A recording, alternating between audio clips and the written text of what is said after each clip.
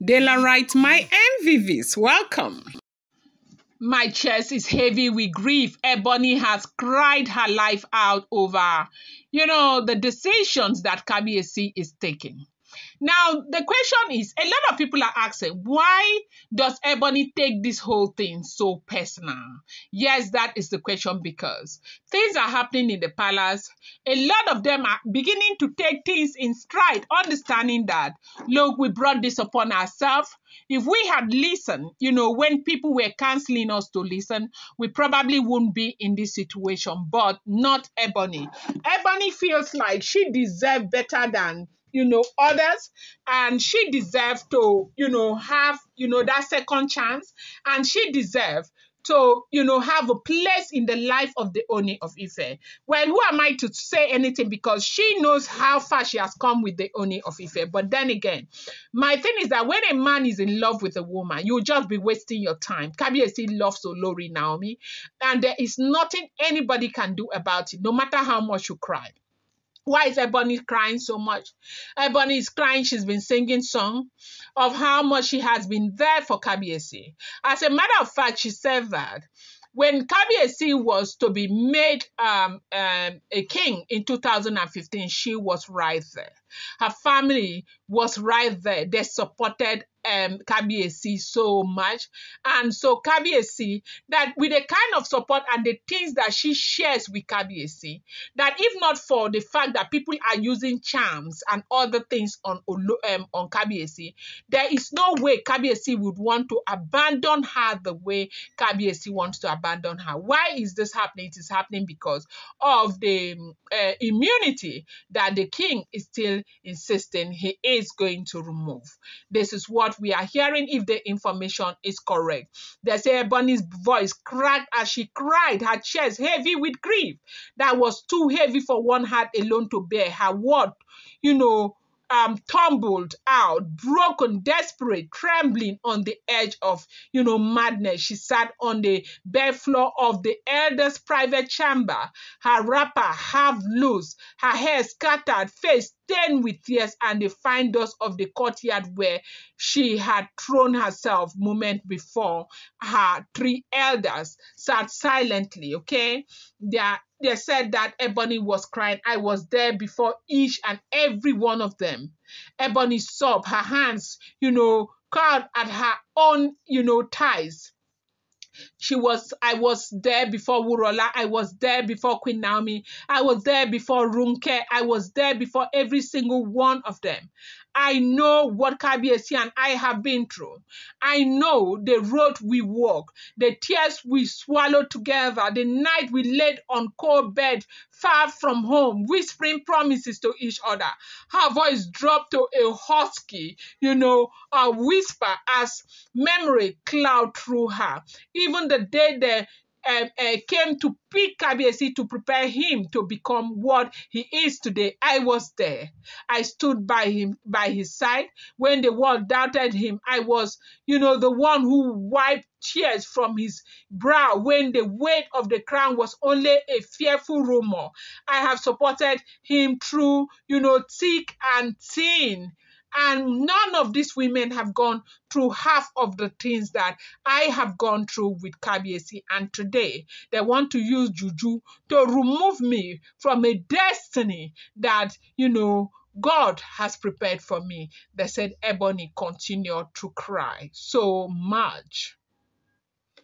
Kabiyesi is a man that has always loved me. I will never sit here and pretend Kabiyesi doesn't love me. Kabiyesi loves me so much. But they are blinding him. They have blinded Kabiyesi. They have blinded him not to look my sight again. They have counted me among women that he just met recently. Women that have not gone through any pain with him. Women that have not gone through anything with him. They have counted me among those women. Ebony cried and cried her eyes out that she would never accept it. That the way she is with Kabiyesi, there is nothing that she knows the kind of heart that Kabiyesi has. There is nothing she could have done to Kabiyesi that will make Kabiyesi still insist on rejecting and abandoning her the way he wants to do. Now, why is this happening? I think sometimes we may think we know people, but we don't know them too well. Kabiyesi is fighting for his life and destiny. Olori Naomi is Ooni of Ife's destiny. If you decide that you want to fight Olori Naomi, you want to push her away from Kabiyesi, Kabiyesi loves that woman. Kabiyesi will push you away. They have told you so many times. Who has not warned you? Is it Reverend Funke? Is it Reverend Esther Ajay? Is it your own father from the grave that have not warned you? They have warned you over and over again, and you thought that they were joking. They say Ebony has been performing a lot of prayers, praying here and praying there, doing a lot of prayers. You know that right now, they are not in that place where they are able to harm Olori Naomi like before again. This full moon ritual that has been done with Olori Naomi, if you try to harm her, it might just be the last thing you do in that palace. It might just be the end of you. And that is why we are not hearing, for these few weeks, we have not been hearing, they carried Naomi's name here, they carried Naomi's name there. It is not something they can do so easily again. If they want to try it, you're trying it with your life. That is what it means. They say Ebony has been praying. The Ebony bent forward until her forehead touched the cold floor. Her shoulders shook violently. The elders could hear her muttering prayers between her sobs, words that trailed into silence. Then suddenly she raised her head, eyes red, face wet. I am spiritually tied to Kabiyesi. I know it. Maybe Naomi too has her spiritual, place in the life of Kabiyesi. The gods alone see what is hidden, but I also know that I am tied to Kabiyesi. My soul knows I am tied to Kabiyesi. My dreams have cried it. My bones vibrate with it. I am, tied to Kabiyesi. I love Kabiyesi. She clenched her fist tightly, pressing down to her heart. There is nothing in this world that I would not do to keep my husband. I have sacrificed my youth, my beauty, my future. I've poured all my love into this man. So when they speak of removing my immunity, of casting me out like dry palm frond after a festival, how is it fair? Who amongst them have walked the hard grounds with Kabiyesi the way I have? The elders exchanged long pained look. They were men of deep tradition, guardians of oath and sacred elders older than even even the newly renovated palace walls. They were there. They were hearing what Ebony was saying. Some of the elders felt very empathetic towards her, and others were just looking at each other, not knowing what to do or how to help. But they say she has been crying. She is not leaving the palace. She's not going anywhere. She loves Kabiyesi. She is spiritually tied to Kabiyesi.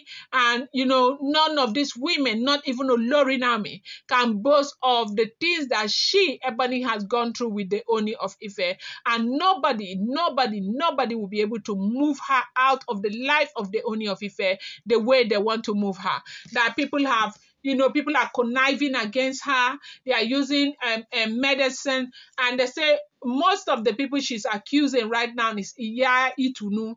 Iya Itunu had a problem with Ebony. They said it was because of Ebony that they removed Iya Itunu from the position that she had before, and later they reinstated her, and they said that it's been this silent war going on between them, and Ebony has been accusing Iya Itunu of doing everything to strip her of everything she's got. But she's not thinking of all the things that she has done to strip herself of that immunity. This is what is going on. I'm going to bring you more update. Do not forget that these are all alleged, rumored, unverified information making the rounds on social media and should not be seen as fact.